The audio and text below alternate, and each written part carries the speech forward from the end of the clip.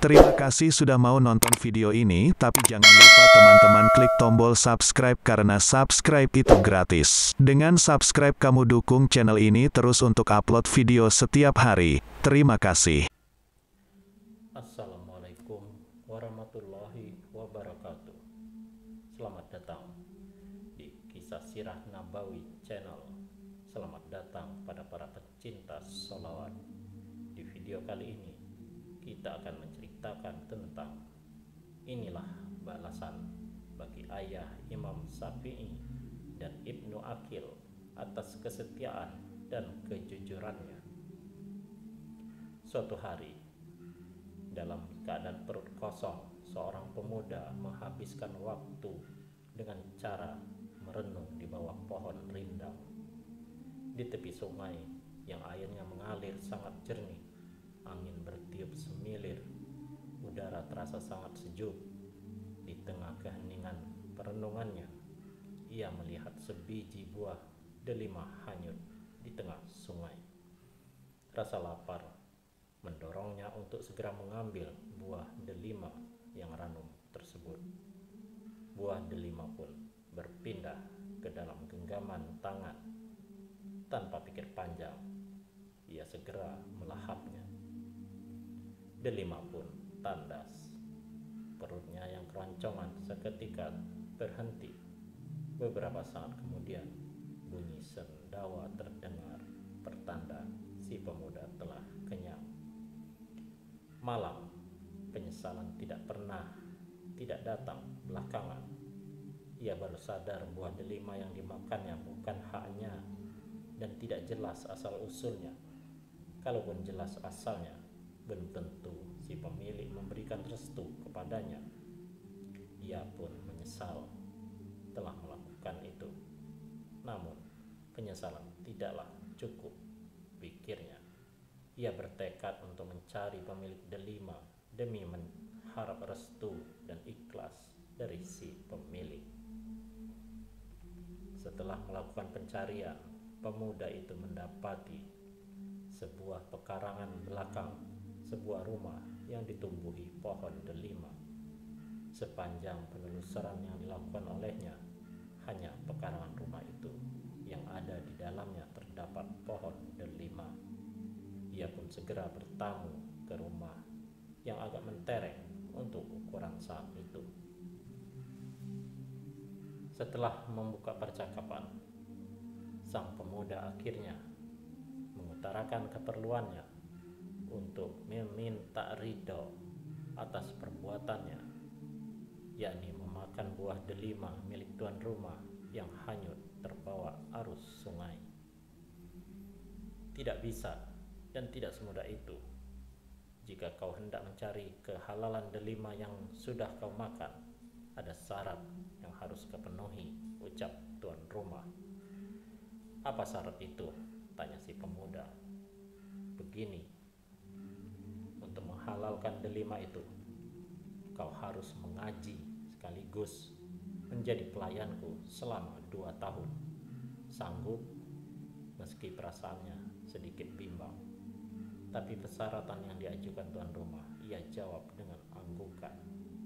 Kebimbangan bertarung dan akhirnya kalah oleh tekad bulatnya yang ingin menghalalkan buah delima yang telah ia makan.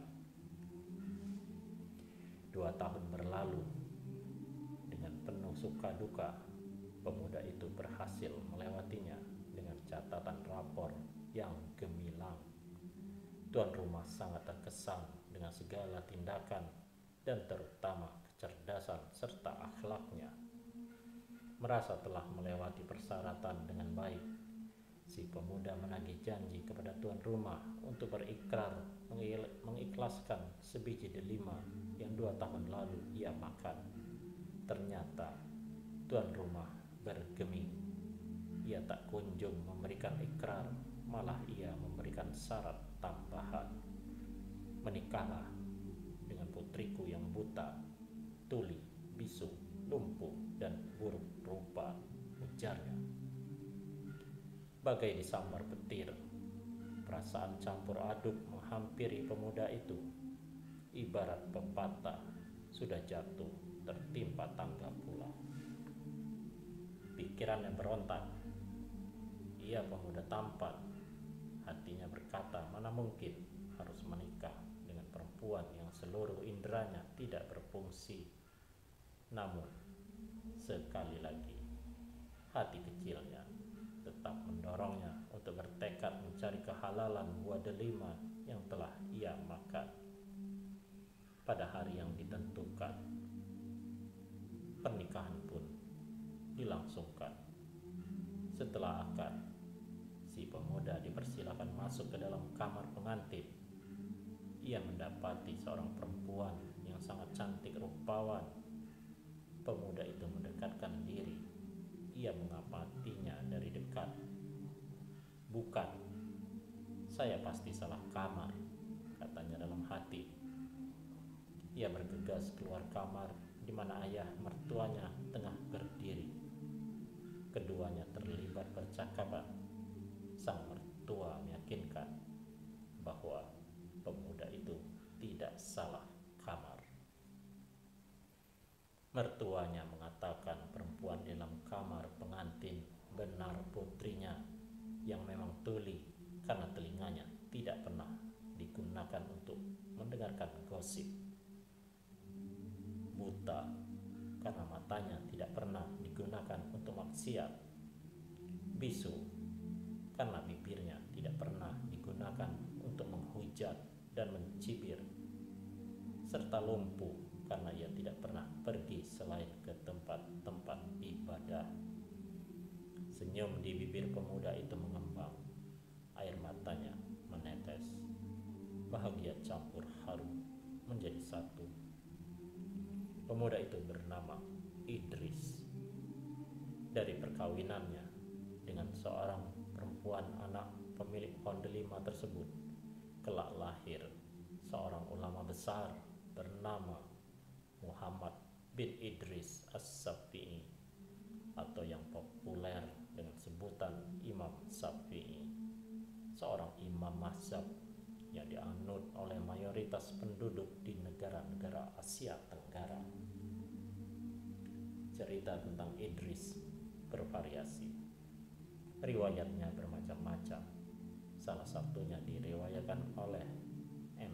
Khalil Bisri dalam Menuju Ketenangan Batin tahun 2008 161. Ada yang menulis latar ceritanya saat bulan puasa, ada pula yang tidak. Sebagian menulis nama gadis yang dinikahkan dengan Idris adalah Ruqayyah, sebagian lagi menulisnya Fatimah. Namun inti ceritanya sama, yakni integritas, yaitu kejujuran dan kesetiaan seseorang seringkali dibalas dengan ganjaran yang tidak terduga. Abul Wafa Ibnu Aqil juga mengalami hal yang sama ketika sekali waktu di kota Mekah. Ia menemukan seuntai kalung. Ibnu Aqil mencari-cari pemilik kalung tersebut berbulan-bulan, melakukan pencarian sampai akhirnya ia menemukan sang pemilik, yaitu seorang imam masjid di sebuah distrik di kota Mekah. Ibnu Aqil segera mengembalikan kalung tersebut yang bagi si pemilik sangat berharga. Atas dasar itu, sang pemilik bersikeras untuk memberikan imbalan atas integritas, atas kejujuran Ibnu Aqil. Namun, ia menolak imbalan tersebut.